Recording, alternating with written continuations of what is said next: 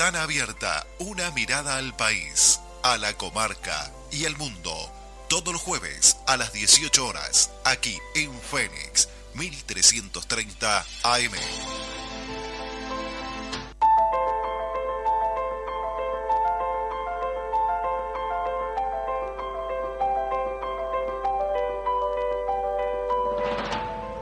Buenas tardes, audiencia. Estamos en una nueva edición de Ventana Abierta, abriendo la mirada a la comarca, al mundo y al paisito. Hoy me acompaña, con quien les habla, Heraclio Bandera. Tiene el gusto de avisarles que tengo acá la compañía de mi buen amigo Néstor Grajales, con quien siempre estamos trabajando estas lides. Y en esta jornada que además ha aflojado el frío bastante. Sí. No sé si durará mucho esto o no. Por lo menos hasta el fin de semana y quizás entrada la semana que viene tengamos veranillo. Bueno, muy bien. Medio atípico, ¿no? Pero sí, estamos por una variación positiva, digámosle, respecto de las temperaturas estacionales. Estamos por encima de la temperatura habitual de esta época, ¿no? Perfecto, sí. Pero veníamos fríos crudos de un invierno crudo, ¿no? Uno empezó a ver en las redes esas fotos típicas de campaña donde ve, por ejemplo, los campos blancos. Sí, o el termo y el mate arriba de la tinaja del agua de los bebederos de los animales. Sí, eso y bueno, y otras cosas más. Por ejemplo, no sé si decían que era inteligencia artificial, pero había una cuestión en que salió en creo que en Instagram, ¿no? O algo así, donde aparecía un gaucho que echaba en el pico el gallo. Lo vi. Sí, claro, echándole la culpa al gallo de que se había dormido porque el gallo tenía el pico congelado y no podía cantar. Bueno, pero eso estuvimos medio cerca de que fuera así. Sí. Bueno, pero hablando de esas cosas que no son del Uruguay montevideano, sí. Hoy es un día importante desde el punto de vista institucional porque empezamos a formalizar el ciclo gubernativo con el último, digamos, de las instancias que generan el cambio de los gobiernos que hay en Uruguay. Digo los gobiernos porque está el gobierno nacional y están los 19 departamentos, claro, que son cada uno un gobierno nacional, un gobierno departamental. Y hoy justamente casi todos, yo estimo que son 18 los que asumieron, los intendentes que asumieron hoy, los nuevos intendentes que asumen hoy, los intendentes electos en la última elección de gobierno departamental, con la excepción del de Florida que tiene una asunción mañana. Pero bueno, básicamente ha sido una jornada donde aparecen distintas fotos. Usted mencionaba algo de algunas asunciones medias especiales, ¿no? Sí. Quizás una de las más especiales es la de Artigas, ¿no? A ver. Donde asumió el intendente electo, ya intendente, el señor Soravilla, pero tenemos a la ex diputada Valentina dos Santos, que ya es jerarca, es directora, creo que de la Dirección General de la Intendencia de Artigas. Un caso controvertido, polémico, porque en Valentina dos Santos tuvo algún proceso en la justicia por un tema de, creo que abuso de funciones, ¿no? Sí, fue condenada por abuso de funciones. Es por alguna cuestión vinculada al pago de las extras. Ahí está. La cuestión es que en las elecciones departamentales la gente, no sé si la ratificó a ella, yo creo que ella siempre estuvo por allí, ¿no? Por detrás de bambalinas. En definitiva se ratificó a la gestión de la agrupación, del grupo político que ella representaba y que, bueno, se vio inhibida por cuestiones legales de representar, y además porque bueno, el partido al cual pertenecía, digamos hablemos en términos formales, no la autorizó a ella a hacer uso del lema partidario, ¿no? Uh-huh. Que es el Partido Nacional. La cuestión que la gente la ratificó la agrupación, ¿no? Y bueno, y otro caso para señalar dentro de los casos particulares, ¿no? Después están los casos más comunes, muchas intendencias donde se repite el gobierno departamental, en el sentido de que no cambia el partido político ni la agrupación que lo alienta, ni la agrupación, pero sí hay un cambio, yo creo que un cambio bastante importante para señalar, que es en Salto, ¿no? ¿Es verdad? En Salto asumió el intendente electo Albizu, con la particularidad, el blanco Albizu, con la particularidad de que lo hizo como candidato de la coalición republicana. Exacto, este departamento estaba en manos de un gobierno frente amplista, un segundo gobierno frente amplista, Uh-huh. Digamos, repetía Lima, este segundo gobierno, y bueno, Lima ya estaba de salida, y en esta elección en Salto se hizo una de las experiencias de algo que está en gestación, que es el tema de la coalición republicana. Convengamos que por la ley de partidos en Uruguay no se puede votar en una elección interna por el partido A y luego ir a la elección nacional por el partido B. Exacto. Por lo tanto, en la elección nacional y en la departamental había que ir por el mismo gobierno, por el mismo partido por el cual uno participó en la interna del año anterior. Bueno, y sucedió que justamente en el caso de la coalición republicana, que es un tema que se viene hablando, la coalición republicana fue un acuerdo en realidad, pero esta vuelta la intención que está sobre la mesa es conformar un partido político que se llame Coalición Republicana. Exacto. Y los sublemas del mismo serían los partidos que integran esta coalición republicana. Dicho más claro, el Partido Colorado sería un sublema dentro del Partido Coalición Republicana. Exacto. El Partido Nacional sería un sublema dentro del Partido Coalición Republicana. Sí.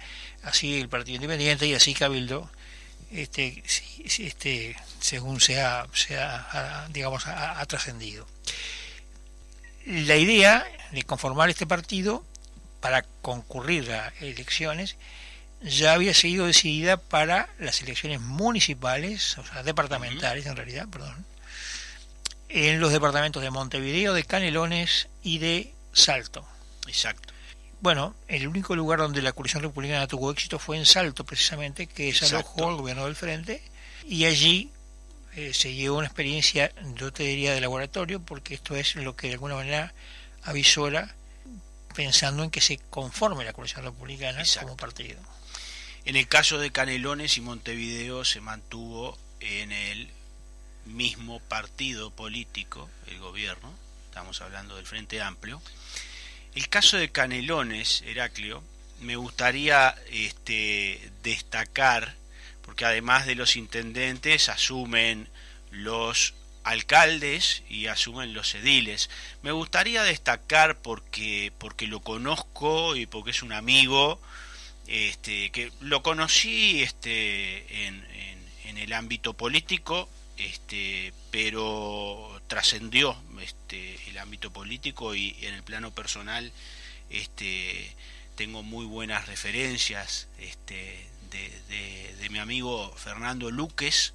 ¿Cómo no? Que va a asumir en el municipio de Juanicó. Esto, ¿por qué es novedoso? Porque es el primer, va a ser, o ya es, si ya asumió, el primer alcalde del municipio de Juanicó, que está recientemente creado.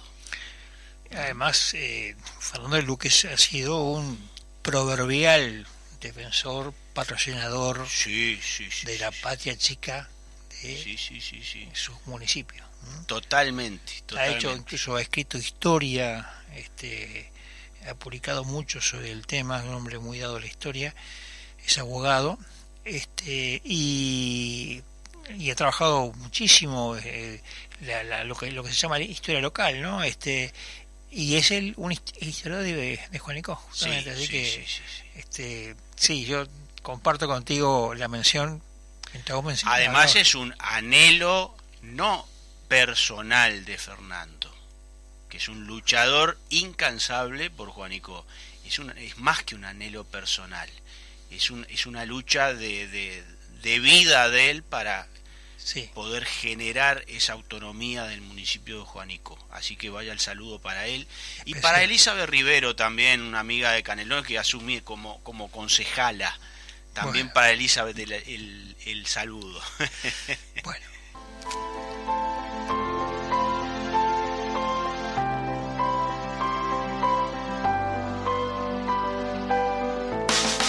Avis no te dejan a pie. Presenta tu cédula y canjea 50 Avis por una chance para participar del sorteo de 2 autos eléctricos BYD, 19 motos Anela.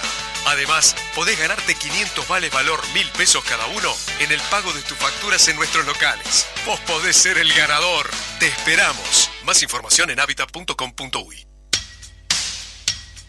Cuando necesites solucionar de modo fácil los trámites difíciles en BPS, DGI y Ministerio de Transporte, consulte a los gestores de gestiones.ui. El mejor método para evitar dolores de cabeza y malestares a la billetera. Consulte su problema por Instagram a la cuenta @gestiones.ui o por correo electrónico a gestiones.ui@gmail.com. Esta gente hace fácil cualquier trámite difícil.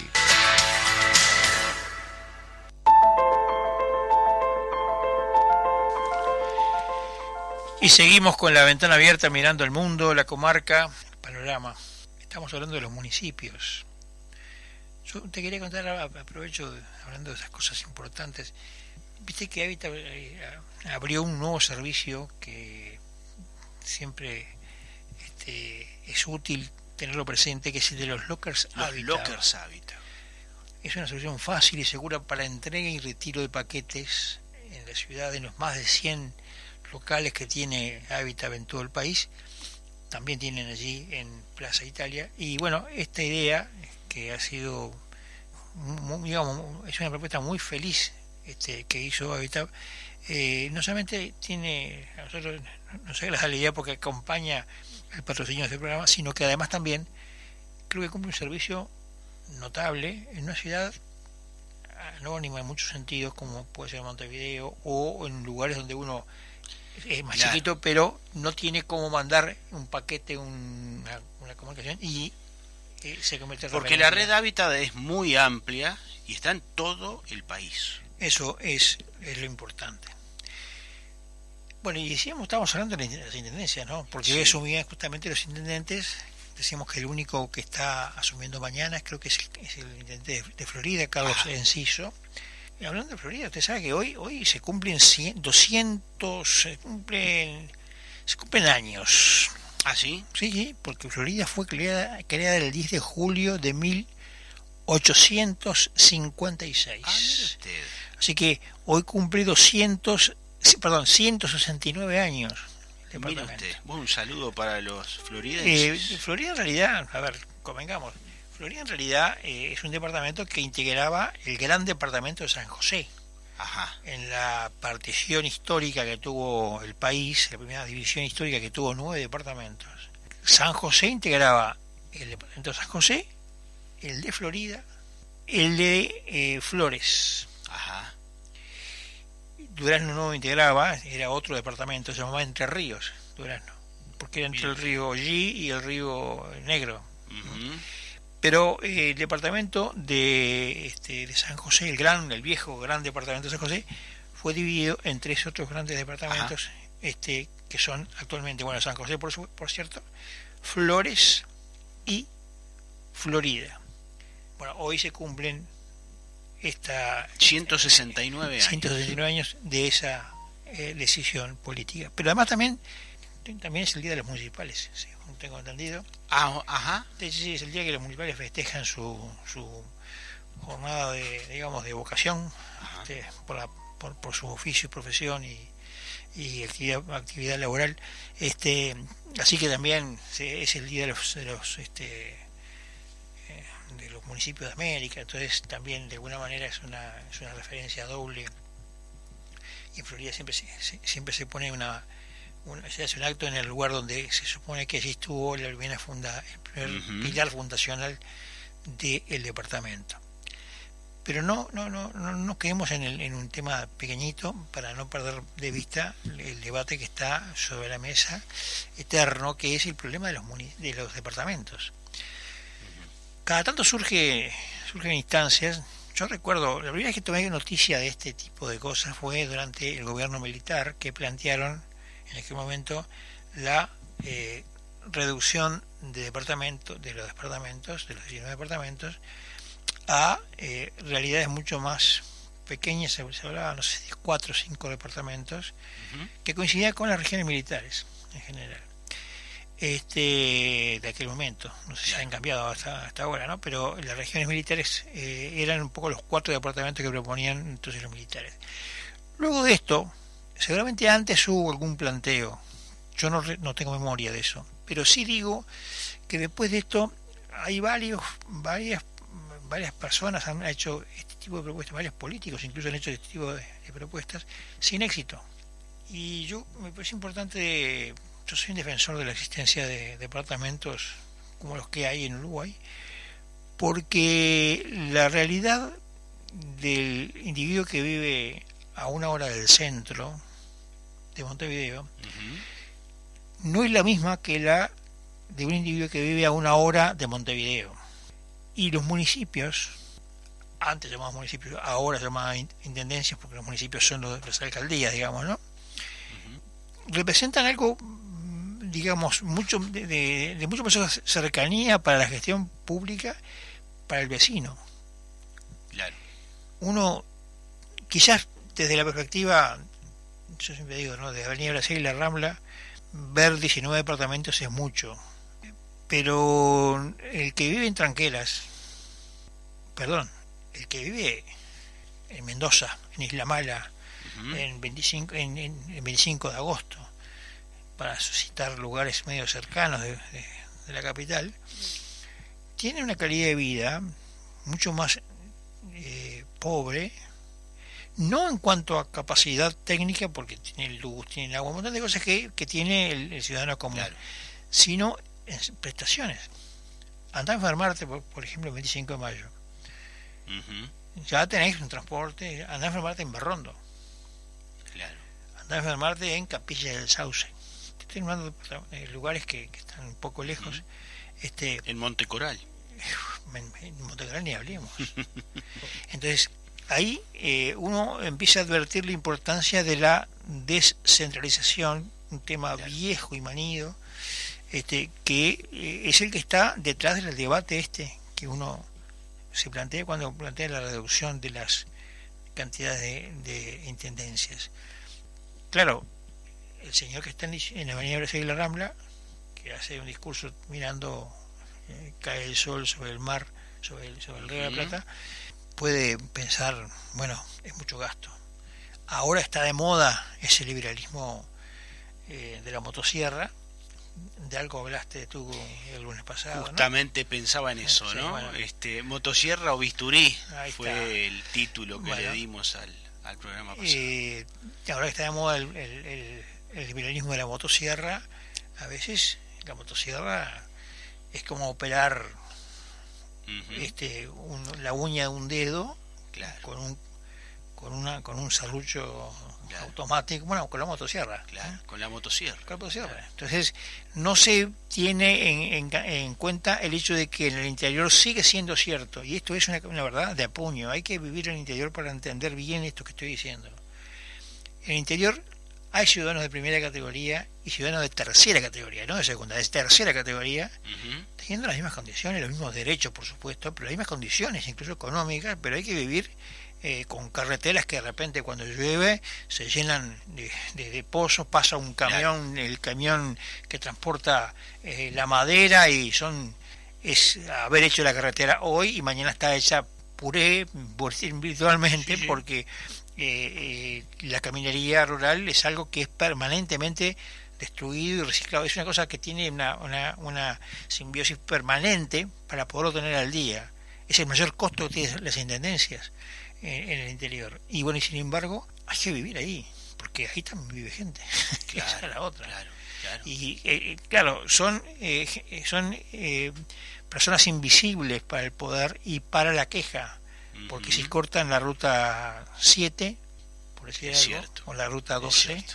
puede que se quejen algunos, pero si se corta el camino del Chimango, capaz que no se entera Personas nadie. invisibles para el poder y personas invisibles, tú decías acá, para el señor que vive acá a 2 cuadras de la Rambla, ¿no? Exacto. Que tampoco mucha gente quizás no tiene conciencia, ¿no? Es que por eso es que uno ve situaciones tan paradójicas para la lógica montevideana, Ujú. en donde uno no entiende por qué corren cosas. No voy a defender el caso de lo que se dio en Artigas, por ejemplo, pero ¿por qué personas así han retornado al poder? Porque de alguna manera la intendencia representa para el público común y silvestre, el hombre de a pie, la mujer de a pie, la sensación, es decir, la noción del Estado. Y eso es un tema inevitable, nos guste Claro. o no nos guste. La presencia del Estado en muchos lugares en el interior de la República es la intendencia. Te lo digo de esta manera, vos recorres, yo un caso que conozco porque soy oriundo de allí y bueno, y conozco bastante del tema. Vos recorres el departamento de Florida Ujú. y no hay actividad en todo el departamento, en todo el territorio departamental, no en la ciudad, en todo el territorio, que no tenga que ver algo en la intendencia. Vos ves un cuadrito de fútbol a 2 horas de Florida. Y ese cuadrito de fútbol tiene la cancha en un territorio que era municipal, que lo dio en comodato y lo utiliza ese cuadrito de fútbol durante ese día.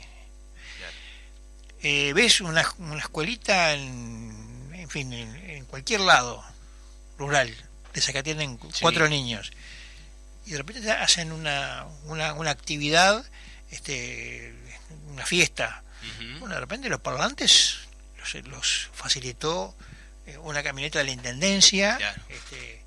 O alguna junta. o alguna junta. Digo, en Valentines, por ejemplo, un pueblito que se habló mucho, Valentines es una calle casi, donde tiene casas de los dos lados que son de 2 departamentos distintos, ¿no? Está ahí en el borde. Y en Valentines había chiquilines que no iban a la escuela porque no podían, no había chance de armar una escuela allí, y la intendencia de Florida paga hace años, no ahora, hace años, de los años, una camioneta de transporte escolar que va desde Valentines hasta Cerro Chato, y van a la escuela allí. Entonces digo, son las cosas que el señor que está en Avenida Belisario y Rambla no ve. Claro, también él de repente tiene otras perspectivas y otras lógicas, pero en una república no puede darse el lujo de desconocer esas realidades, sino dar soluciones. Una aclaración, porque después se enojan con nosotros, ¿no? No estamos juzgando a nadie. No, estoy describiendo la realidad. Cuando decimos Haciendo periodismo. el señor de Avenida Italia y Brasil, o la Rambla y Brasil, o la Rambla y Sí, lo que sea. es un ejemplo para Es un visualizar. ejemplo, ¿no? Sí, Cuando claro. hablamos de que el señor no ve, no estamos juzgando al señor. Pero nosotros acá estamos en Canelones, Este, calle Canelones y Blanes, Sí, por decir algo, sí. Jackson. sí, Estamos a 6-7 cuadras exacto. del Río de la Plata. Pero vale la aclaración porque estamos en un momento donde hay tanta sensibilidad El mundo de cristal, de ¿no? todos lados, ¿no? La generación de cristal se ofende porque estigmatizás el lugar donde vive. No es la idea de estigmatizarlo, sino de Exacto. percibir desde esa perspectiva o esa comparativa, porque todo el mundo conoce esa imagen que decimos, o 18 Ejido, como decíamos en otro momento, para tener una visión clara de qué es lo que, cuál es la mirada que esa persona que vive ahí tiene. Es que no todos tenemos por qué conocer todo. No Claro. todos podemos conocer todo el mundo. Por eso decíamos de que no estábamos juzgando a nadie en particular, pero sí estábamos exponiendo lo que es imperativo, que es una necesidad de descentralizar, porque hay realidades que son muy distintas, realidades distintas que requieren tratamientos diferentes. Eso es lo que pasa entre puntos de referencia. La capital, Montevideo, es ineludible. Pasa entre Montevideo y un lugar a 400 kilómetros o a 60 kilómetros, donde parece mentira, pero puede ser o en Santiago Vázquez. Una realidad bien distinta, ¿no? Claro. Ese diferencial geográfico es lo que da la categoría de ciudadano de primer grado o de segunda, como decimos. Claro. Y está bien que pensemos que la República en realidad es un invento, entre otras cosas, para que haya gente toda de primera categoría, por lo menos en las oportunidades. Exacto. Y eso es, de alguna manera, de lo que cuando se habla de intendencias, de gobiernos departamentales, se está mencionando. Asumieron ahora el periodo por 5 años, de un periodo que además fue raro, porque este periodo no comenzó en tiempo y forma, porque la pandemia alteró algunas asunciones también. Es cierto. Entonces hubo, digamos, un ciclo muy extraño, pero bueno, se ha normalizado todo, a Dios gracias, y tendremos un ciclo de 5 años de acercamiento, esperemos, del hombre común a la atrás de ciudad. esto hay otro tema que quizás en algún momento tengamos que mencionar y charlar, Heraclio, porque algunas voces se han pronunciado sobre el tema del ciclo electoral, de la oportunidad de las elecciones internas, de las nacionales, de las departamentales. Se ha vuelto o recurrentemente se vuelve a discutir la oportunidad en la cual se dan las elecciones, ¿no?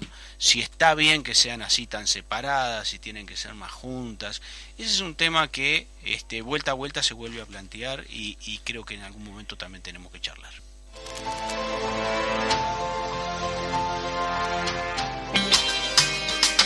En sintonía.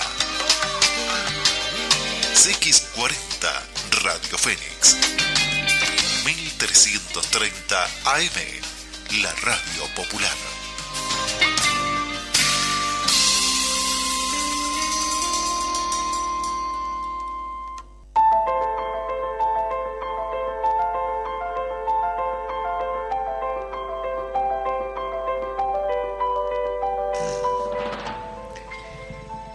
Y seguimos con la ventana abierta al mundo y a la comarca. Suponemos que dentro de poquitos días ya retorna a nuestro éter nuestro amigo Julio Martino, que ha tenido algunos inconvenientes de salud, que lo han quitado del trello. De a poquito se le va aclarando la vista, literalmente, a Julio. Exactamente. Le mandamos un saludo. Un saludo, porque ha pasado bastante complicado y bueno, pero a Dios gracias ha salido. Las últimas noticias que tengo de él son bastante buenas, así que saludamos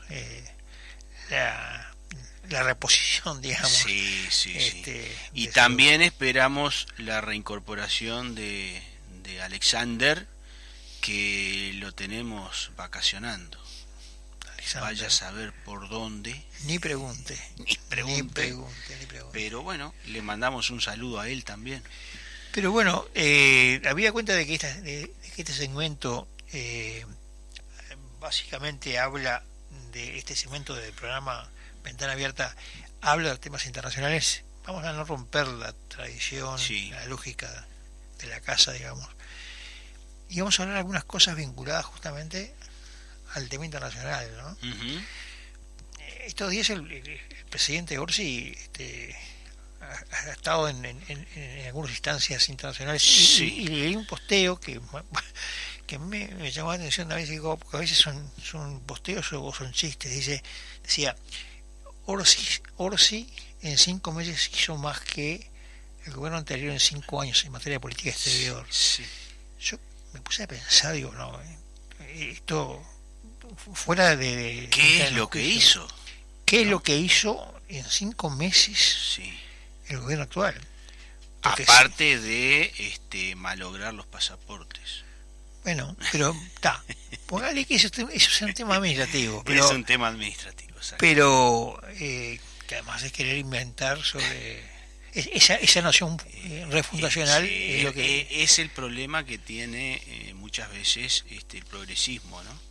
Que quiere inventar la pólvora. sí, y recrear cosas sobre una lógica absolutamente nacida de sí mismo, Ujú.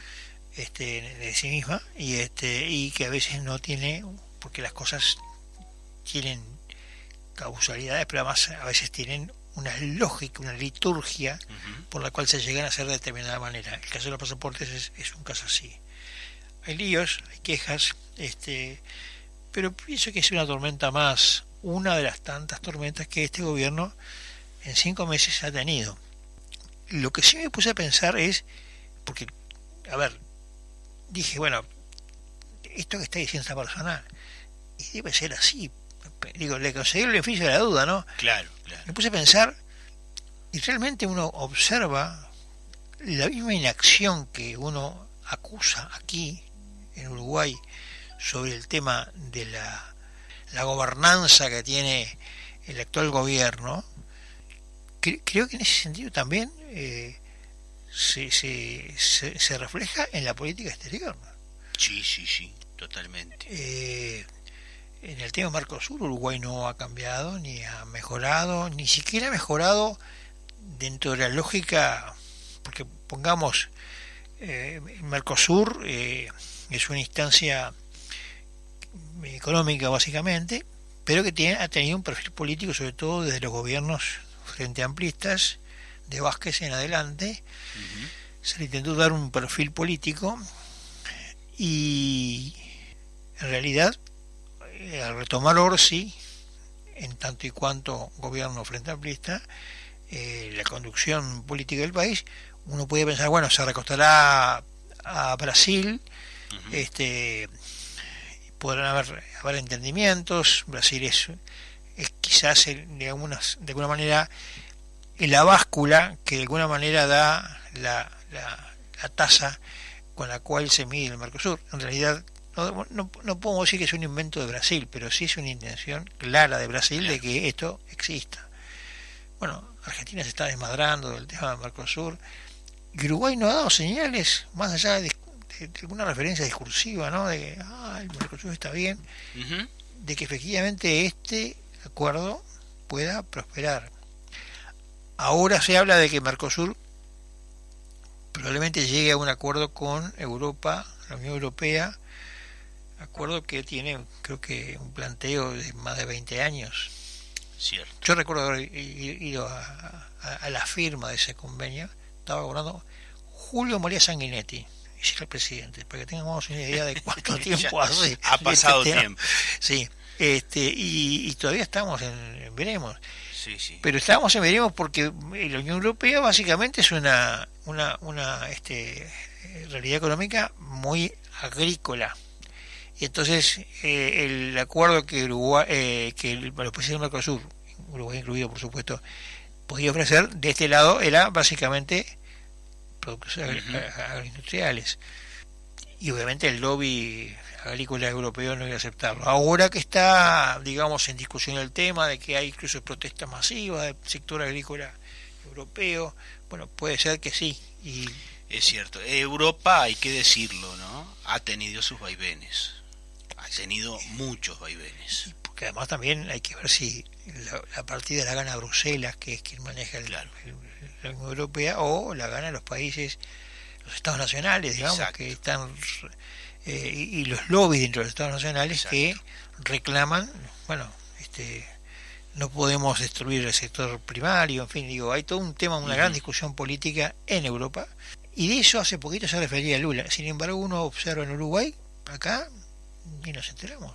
Nada, no pasa nada. Entonces, por ahí, nada.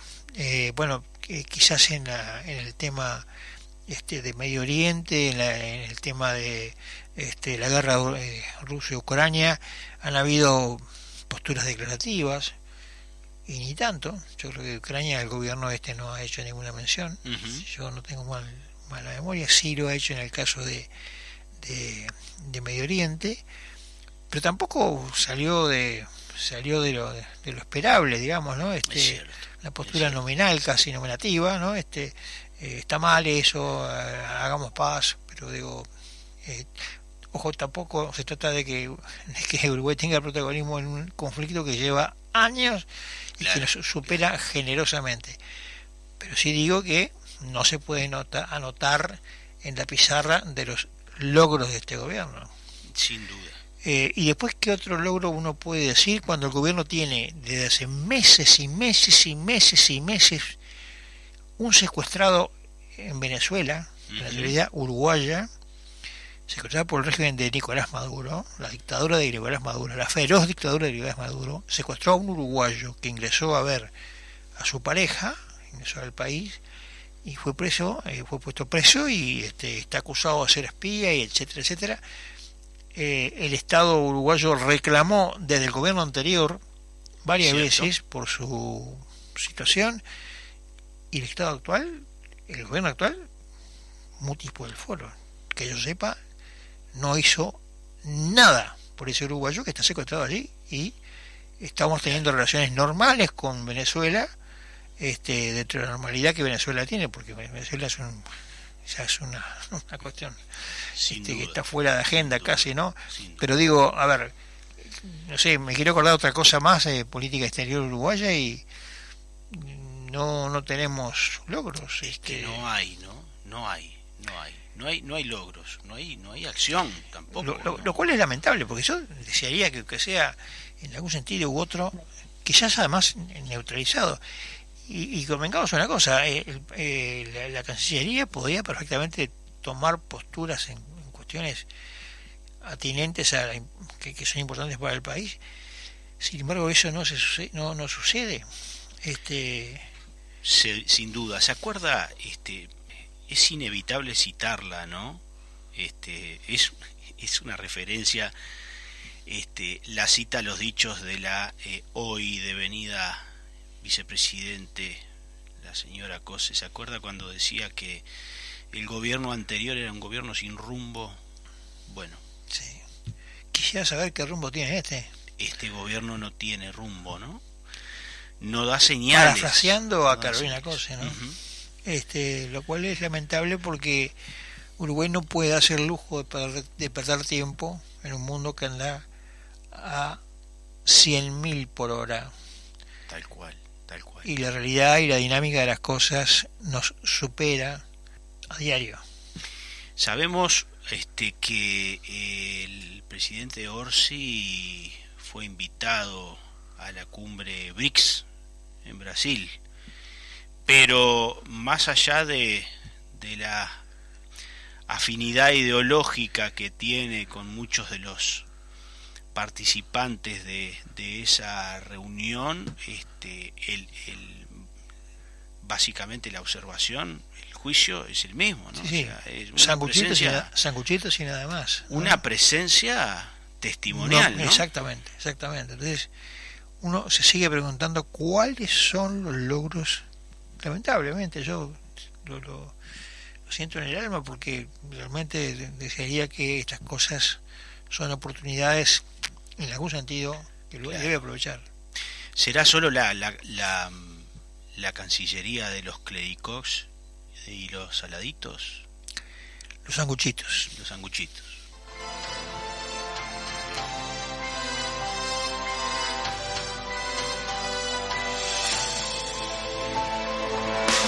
Tus avis no te dejan a pie. Presenta tu cédula y canjea 50 avis por una chance para participar del sorteo de 2 autos eléctricos BYD, 19 motos Anela.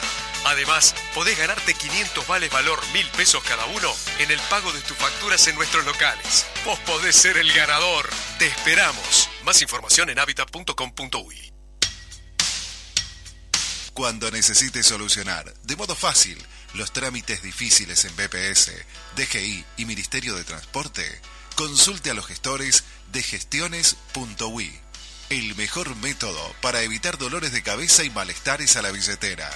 Consulte su problema por Instagram a la cuenta @gestiones.ui o por correo electrónico a gestiones.ui@gmail.com. Esta gente hace fácil cualquier trámite difícil.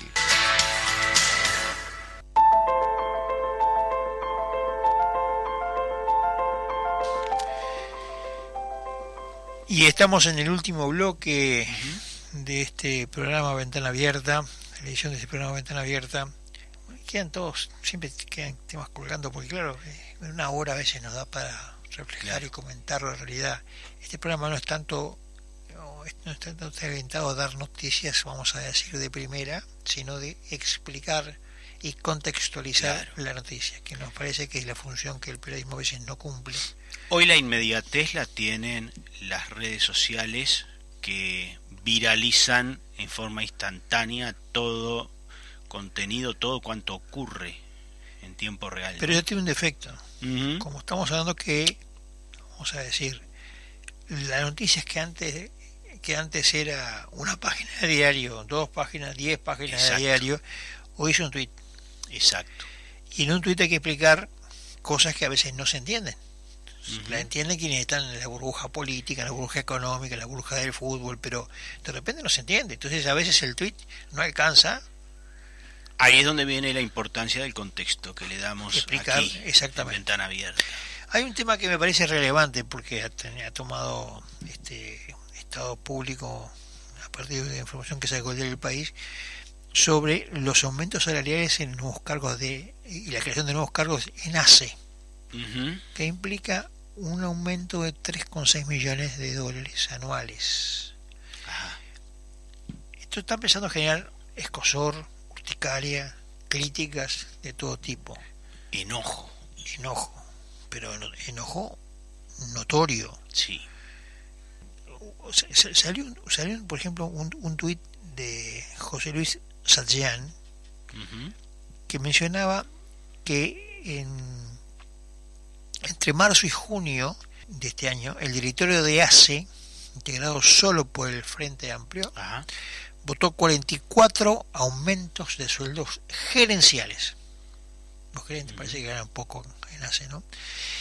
Y además se crearon 52 nuevos puestos, 52 nuevos cargos. Y ahí el posteo establece una lista más en detalle, pero básicamente habla de que esta decisión de los 44 aumentos de sueldos gerenciales más los 52 cargos son 146 millones de pesos por año. Esto, bueno, va a generar la citación del directorio de ACE a la Comisión de Salud para que den explicaciones del tema. Y esto lo digo, vale la pena mencionarlo, porque ACE fue... ¿Usted se acuerda? Ya que hablaba de COSE hoy justamente, ¿se acuerda? COSE decía, no hay medicamentos. Sí. Faltan horas en ACE. Cosa que no era así, porque... No hay plata. No hay plata, bueno, aparentemente no hay plata, pero para crear este tipo de cosas sí hay dinero. Para sueldos de jerarcas parece que sí hay dinero.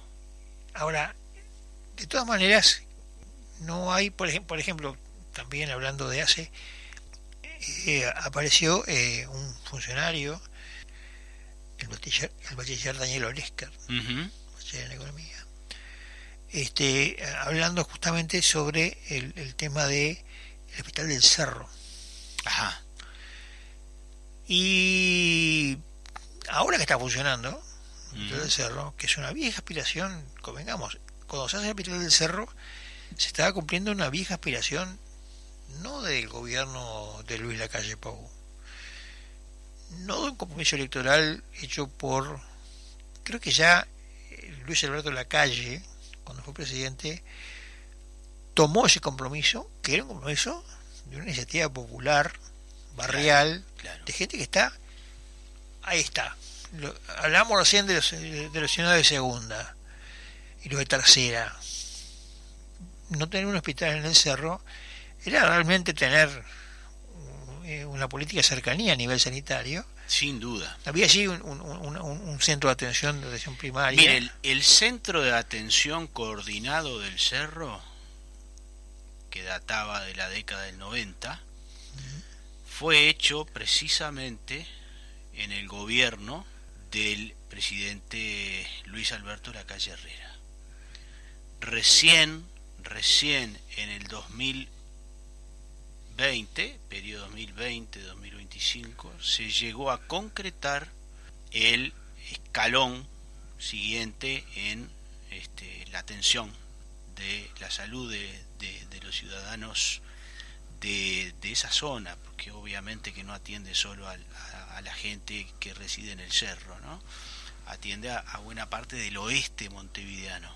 Hubo que esperar, fíjese usted, 30 años para volver a tener una subida de escalón en la atención de esa gente, ¿no? Con un agregado, anoto, nunca en mi vida esperé ver a médicos criticar la creación de un hospital. La verdad, Sí. juro que nunca en mi vida hubiera esperado que en Uruguay hubiesen médicos que se quejaran, que criticaran, que cuestionaran, que pusieran en tela de juicio Increíble. la creación de un hospital nuevo. Ujú. Y hay que ir al hospital del Cerro para ver las prestaciones que da. Y ahí está otra vez lo que hace un ratito decíamos con respecto a las intendencias. El que vive en Avenida Brasil de Rambla o en 18 de Ejido, Claro. ese no se da cuenta lo que le pasa, no ya al de Tararías, Sí, sí. lo que le pasa al que vive en el Cerro, Claro. para ir a un hospital Exacto. de atención en una urgencia. Exactamente. En estos días sabemos que todo el tema del Cerro está muy vinculado también a temas bueno de pandillas, de bandas, de temas que tienen que ver con la atención de tiroteos, ese tipo de cosas que son ya bastante más complicados y que ameritan otro tipo de razonamiento. Y el Hospital del Cerro también cumple una función allí, en algo que de repente no era la idea originaria, pero sí o notoriamente es un centro de referencia para una problemática que está instalada en esa zona Sin duda. de Montevideo. Sin duda. Y ahí tenemos también ciudadanos de segunda. Ujú. Y cuando se hace un hospital para ciudadanos de segunda, con las comillas, ¿no? Sí. Encontramos una turba de médicos que por razones ideológicas, que son absolutamente irracionales, Ujú. porque si algún médico no puede decir que está mal es que era un hospital, un centro de atención. Pues aquí fuimos testigos. No solamente fuimos testigos, por ejemplo, cuando la pandemia, que pasaron aquellas cosas que podían ser discutibles, porque pongamos que la pandemia, el encierro sí, el encierro no, que convenía o no convenía, porque por razones médicas podían ponerse en tela de juicio. Pero crear un hospital, Sí, una sí. entidad para atender al público enfermo y criticar eso, como se ha criticado, es algo que todavía, ya pasó, todavía no salgo de mi asombro. Lo cual es tal que hoy yo escuchaba a Olesker y Olesker empezó ahora a cambiar el discurso. Ahora parece que el Hospital del Cerro no está tan mal. Ahora parece, sí, decía, bueno, lo bueno es que no se creó no parece ser un hospital de alta complejidad. Está bien que sea porque, o sea, de alguna manera estaba dando de forma tácita la aceptación de que estaba bien. Ahora que el gobierno es Frente Amplio.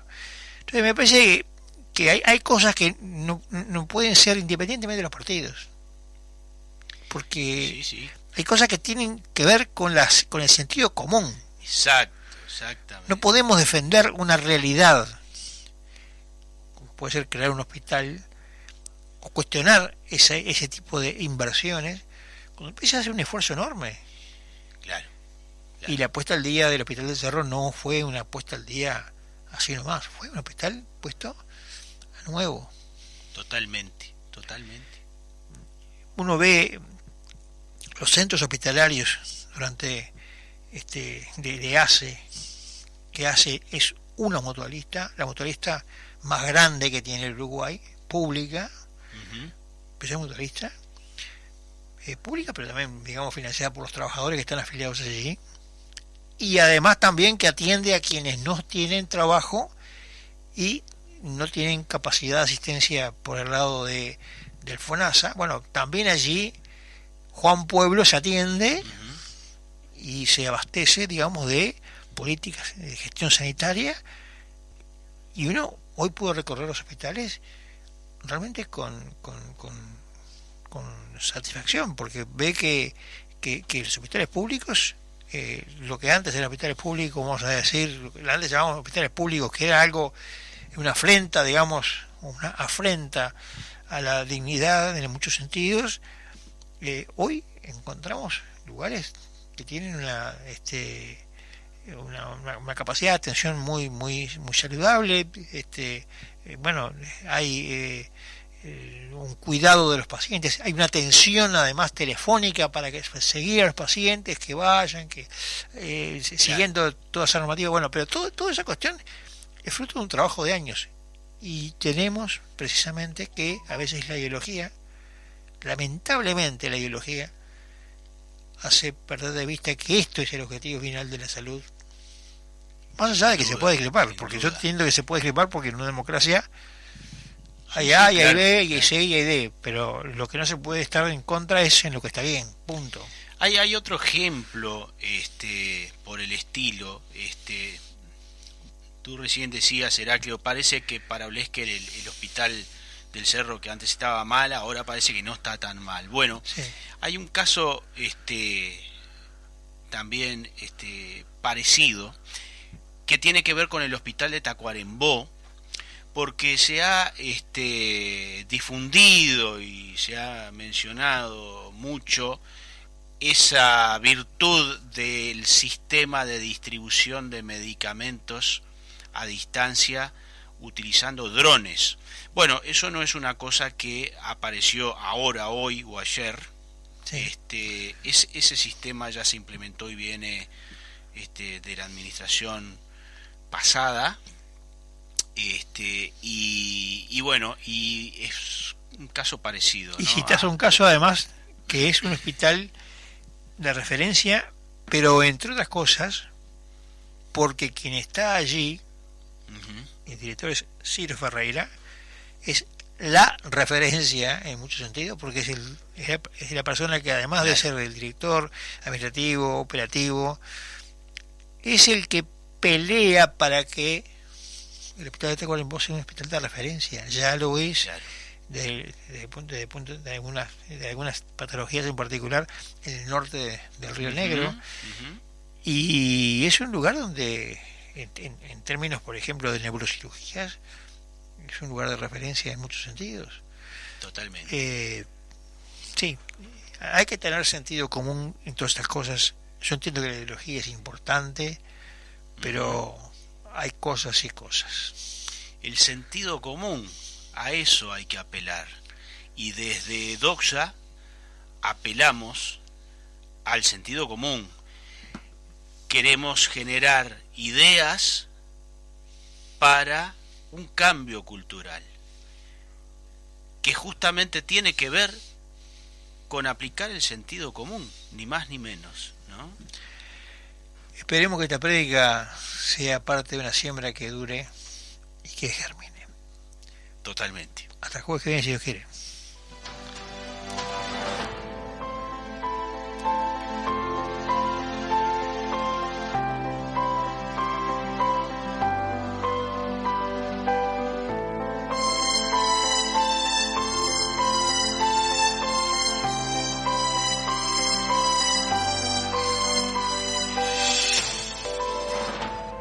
Ventana Abierta, una mirada al país, a la comarca y al mundo. Todos los jueves a las 18 horas, aquí en Fénix, 1330 AM.